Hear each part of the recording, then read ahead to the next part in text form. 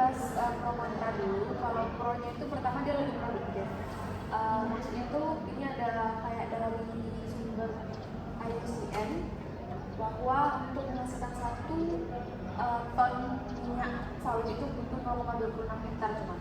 Sedangkan untuk minyak nabati lain misalnya kayak soybean itu minyak kedelai itu butuh 2 hektar untuk menghasilkan 1 ton minyak kedelai. Jadi kalau dibagi berarti 1 ton itu per hektarnya dapat menghasilkan 3,96 ton minyak nabati minyak kelapa sawit per hektarnya. Kalau dibagi 1 berarti 0,26 hektar. Jadi setiap hektarnya itu bisa menghasilkan 3,96 ton. Nah itu jauh lebih tinggi dibanding minyak nabati yang produksinya besar kayak kedelai. Selanjutnya itu pro yang kedua adalah lebih hemat lahan. Tahun 2016 minyak kelapa sawit hanya menggunakan 7% dari total lahan pertanian penghasil minyak nabati minyak dengan hasil produksi mencapai 32%. Di sini bisa kita lihat ini maksudnya tuh minyak nabati terbesar produksi di dunia itu ada minyak kedelai, minyak matahari, kelapa, minyak kapas dan lainnya kan. Nah, sedangkan minyak sawit itu cuma 7% pakai lahan, tapi produksinya paling banyak kayak gimana? Yang paling banyak justru minyak kedelai menghabiskan 45% jumlah lahan. Yang selanjutnya itu dari segi harga, lazimnya apabila minyak bumi naik maka berdampak pada kenaikan harga minyak nabati. Tapi karena efisiensi tadi dan minyak sawit tinggi, maka harganya cenderung lebih kompetitif dibandingkan minyak nabati lain. Nah, hal itu juga menyebabkan harga dari minyak goreng sawit bisa lebih murah jika dibandingkan minyak nabati lain asal Eropa. Kita bisa lihat ini dari data Oilmoney USDA tahun 2018 perbandingan harga minyak sawit dengan minyak nabati lain. Yang merah itu harga CPO minyak sawit, terus yang biru itu soybean, yang hitam ini rapeseed oil, dan yang paling tinggi harganya itu adalah sunflower oil, minyak bunga matahari. Nah, yang selanjutnya itu lebih sehat. Banyak diisukan kalau minyak sawit itu banyak sisi negatifnya. Itu tuh yang mengkampanyekan itu adalah orang negara-negara Eropa, karena negara Eropa tuh minim produksi minyak sawit, jadi dia lebih banyak menyebarkan kayak berita-berita kalau minyak sawit itu tidak bagus, sehingga orang mikirnya minyak sawit itu tidak bagus. Nah, padahal mereka tuh caranya itu dia memenangkan pasar. Iya, memenangkan pasar.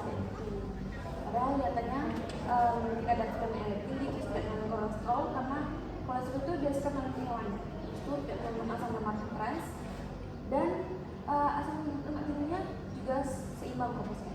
Semua senyawa aktif seperti flavonoid, terus juga sebagai antioksidan bagi tubuh. Nah, selanjutnya itu lebih hemat air. Dalam penelitian Dorkenius dan kawan-kawannya dalam penelitian yang berjudul Water Footprint of Energy from Biomass, itu kita bisa lihat data dari jenis tanaman dan jumlah air yang dibutuhkan. Nah, ternyata yang paling banyak makan air atau paling harus itu adalah rapeseed, terus kelapa, ubi kayu, jagung, kedelai, dan tanaman bunga matahari. Yang paling dikit itu justru kelapa sawit, cuma 75 meter kubik per gigajoule energi yang dihasilkan. Nah, selanjutnya itu sumber penerimaan negara. Tentu kelapa sawit itu penyumbang devisa yang cukup tinggi. Kontribusinya itu bisa mencapai 13,5% terhadap ekspor non migas dan menyumbang 3,5% terhadap total PDB Indonesia. Dari aspek ekspor juga kelapa sawit itu dalam komoditas perkebunan menyumbangkan sebesar 73,3%. Dan tahun 2016 Indonesia sudah menghasilkan total sekitar 85-90% dari total produksi minyak sawit dunia. 85-90% dari total produksi minyak sawit dunia itu yang menghasilkannya itu Indonesia. Jadi tidak menutup kemungkinan kalau itu merupakan sumber pendapatan negara. Oke, yaitu dampak pro yang lainnya itu pastinya menyerap tenaga kerja dibantu ekonomi rakyat. Terbukanya banyak pabrik dan pabrik kelapa sawit tentunya menambah lapangan pekerjaan. Jadi semakin tahun pastinya ekspor ekspansi perkebunan sawit juga banyak, kemudian akan membuka UKM-UKM yang terlibat dalam industri itu, sehingga mengurangi kemiskinan dan membantu meningkatkan pendapatan daerah. Nah, jadi beberapa kontranya itu paling banyak adalah di sisi lingkungan, terutama deforestasi. Pembukaan lahan sawit besar-besaran itu pastinya akan merusak habitat satwa liar dan mengancam keanekaragaman hayati dan ekosistem alam. Kemudian kualitas tanah, biasanya bangun sawit yang banyak di Indonesia akan menurunkan kualitas tanah seperti berkurangnya kemampuan tanah untuk menahan hujan. Kemudian keanekaragaman hayati, yaitu punahnya hewan-hewan karena lahannya digunakan untuk perkebunan sawit. Kemudian habitatnya kemudian emisi gas rumah kaca tentunya, dan penggunaan pestisida yang mengancam kesehatan manusia dan satwa liar.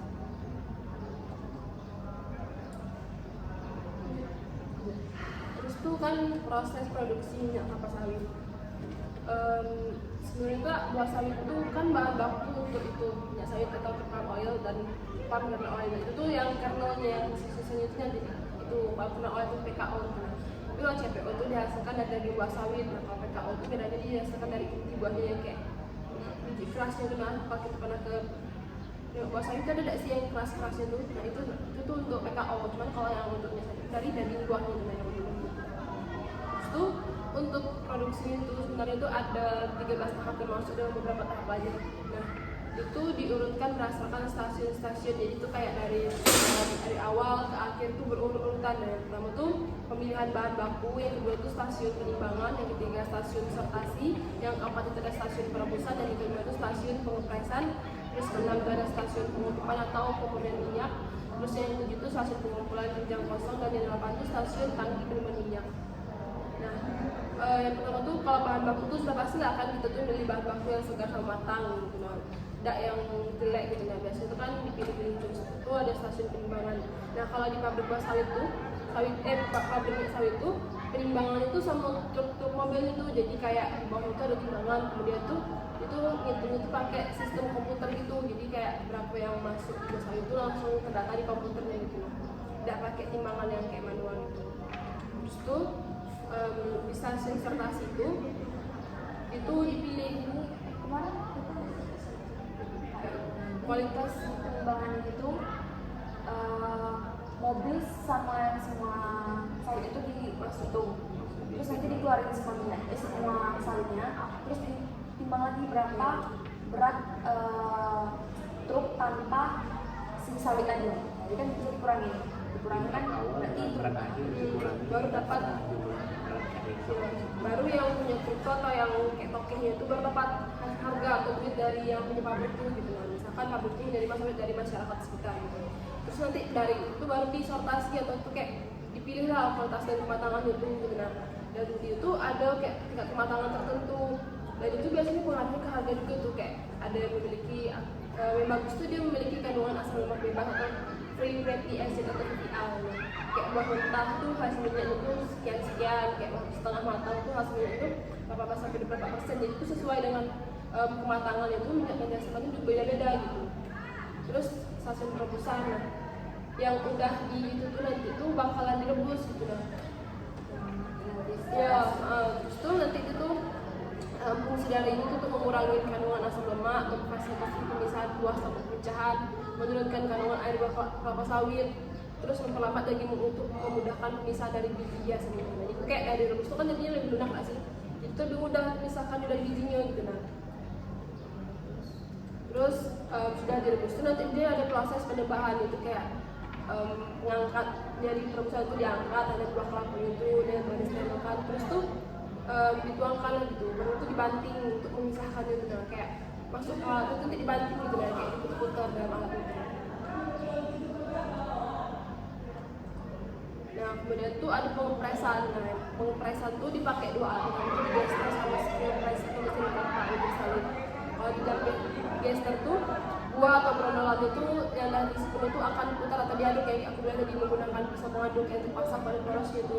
Jadi misalnya tuh nanti itu untuk memakan daging buah sawit itu, terus memisahkan daging buah dari bijinya, kemudian mempersiapkan makanan ke mesin screw press gitu. Nah, nanti di mesin screw press tuh buah sawit yang udah digester tuh bakalan diperas gitu. Nah kayak karena kan dia sudah bisa itu dari kulit sawit, jadi kayak tinggal diperas tuh ngambil minyak mentah gitu. Nah dari brondolannya tuh kayak karena kan digester tuh misal kan kayak dari cincang gitu udah bulat-bulat lagi lah kan pasti press.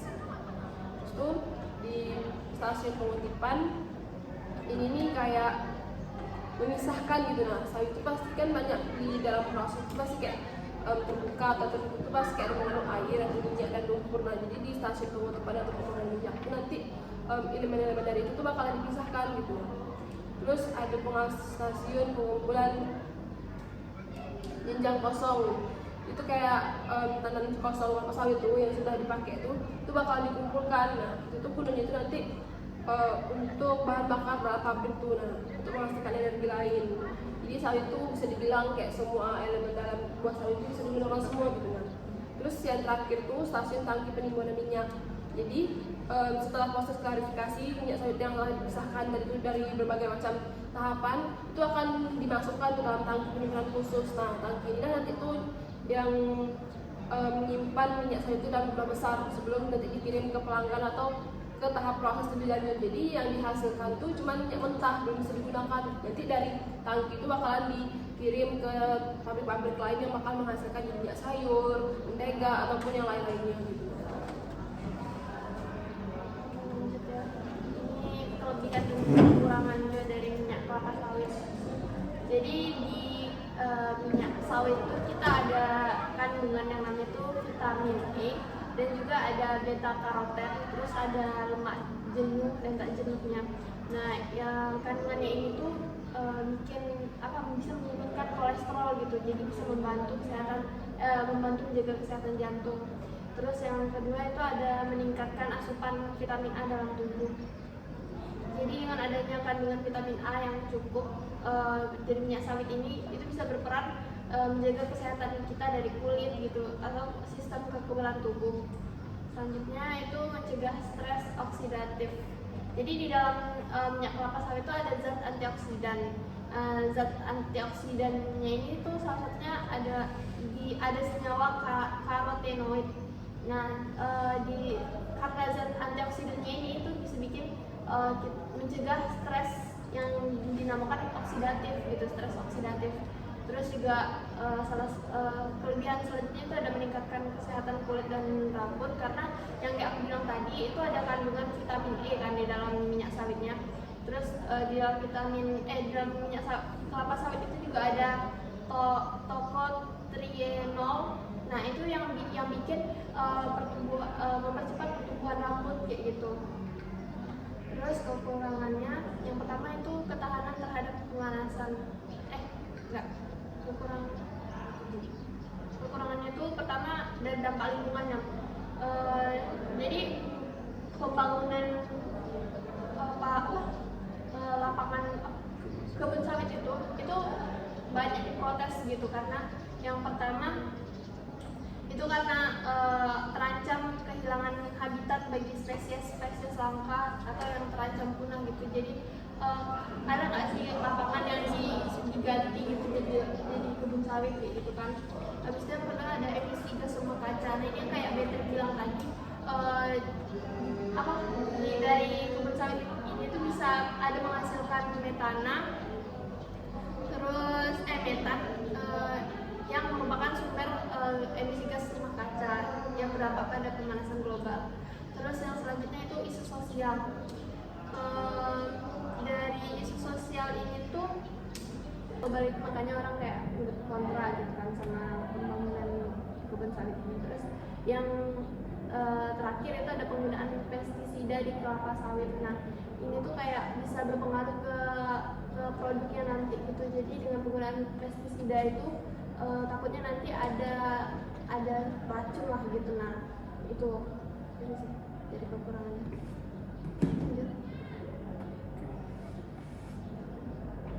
Selanjutnya nih aku mau bahas terkait kajian kesehatan CPO.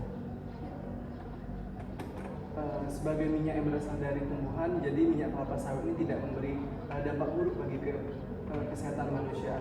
karena minyak sawit tadi ini kan merupakan minyak nabati nih. Jadi banyak mengandung unsur vitamin dan juga protein yang sangat baik bagi kesehatan manusia. Ini berdasarkan catatan penelitian laboratorium, diketahui dalam 1 sendok minyak kelapa sawit terkandung 120 kalori dan 13,6 gram lemak. Tidak kurang dari 50%-nya berisi lemak jenuh, 40%-nya lemak tak jenuh, dan 10% lagi itu lemak tak jenuh ganda. Kemudian nih, dalam vitamin E terdapat 8 antioksidan yang berfungsi untuk melindungi kulit. Vitamin E yang ditemukan dalam minyak kelapa sawit tadi itu berfungsi untuk menghambat radikal bebas yang bisa merusak kulit. Kemudian vitamin E juga membantu mencegah penyakit jantung dan juga kanker. Kemudian yang kedua ada manfaat dari vitamin K. Dalam vitamin K ini berguna untuk menghindari potensi mengalami memar di kulit. Dikatakan oleh National Institute of Health yang menyebut orang yang kekurangan vitamin K akan memiliki gejala mudah memar, pendarahan, dan juga resistensi terhadap antibiotik. Kemudian unsur lainnya adalah asam lemak omega 3. Dilansir oleh University of Maryland Medical Center, peneliti kampus ini menemukan bahwa asam lemak omega 3 bisa mengurangi resiko terkena penyakit jantung, kanker, dan juga radang sendi. Omega 3 tadi ini sangat terkonsentrasi di otak. Jadi ia membantu fungsi ingatan, kognitif, dan juga perilaku. Kemudian yang keempat, menurut American Palm Oil Council, beta karotin atau turunan dari vitamin A sebagai antioksidan utama karotenoid dari minyak kelapa sawit. Warna kuning dalam minyak kelapa sawit disebut karotenoid oleh para ilmuwan dan merupakan indikasi yang baik dari sifat antioksidan. Beta karotin tadi bekerja untuk meningkatkan sistem kekebalan tubuh dan melindungi tubuh dari penyakit yang disebabkan oleh kerusakan sel. Oke, lanjut. Jadi yang tadi itu struktur kandungan senyawa CPO. Jadi di struktur kandungan senyawa CPO itu bervariasi tergantung pada banyak faktor, termasuk proses pengolahan, varietas kelapa sawit, dan kondisi pertumbuhan. Jadi namun secara umum CPO itu terdiri komponen utama sebagai berikut, yaitu pertama asam lemak. Asam lemak itu terdiri dari asam lemak jenuh, asam lemak palmitat, asam stearat, asam myristat, serta asam lemak tak jenuh seperti asam oleat dan asam linoleat. Yang kemudian ada tokoferol dan tokotrienol. Ini merupakan vitamin E yang ditemukan dalam minyak kelapa sawit. Mereka berfungsi sebagai antioksidan alami. Yang kemudian karbonil dan aldehida. Senyawa ini bisa membentuk selama pengolahan minyak kelapa sawit, terutama jika terjadi oksidasi yang tidak diinginkan. Dan juga ini mengindikasikan bahwa kualitas minyak yang buruk. Kemudian ada provitamin A. Minyak kelapa sawit mengandung provitamin A seperti beta karoten yang memberikan warna merah pada minyak. Beta karoten juga memiliki nilai nutrisi yang penting sebagai prekursor vitamin A. Yang kemudian ada sterol. Sterol ini merupakan sterol itu hadir dalam minyak kelapa sawit dalam jumlah kecil. Mereka memiliki peran dalam meningkatkan stabilitas oksidatif minyak serta memberikan manfaat kesehatan bagi konsumen. Yang kemudian ada pigmen. Selain beta karoten, minyak kelapa sawit juga mengandung pigmen lain seperti lycopene yang memberikan warna merah pada minyak. Yang kemudian ada vitamin K dan fistosterol. Minyak kelapa sawit mengandung sejumlah kecil vitamin K dan fistosterol yang memiliki manfaat kesehatan tertentu. Kemudian yang terakhir adalah klorofil. Klorofil hadir dalam minyak kelapa sawit dalam jumlah kecil dan biasanya dihilangkan selama proses pemurnian. Oke, sudah.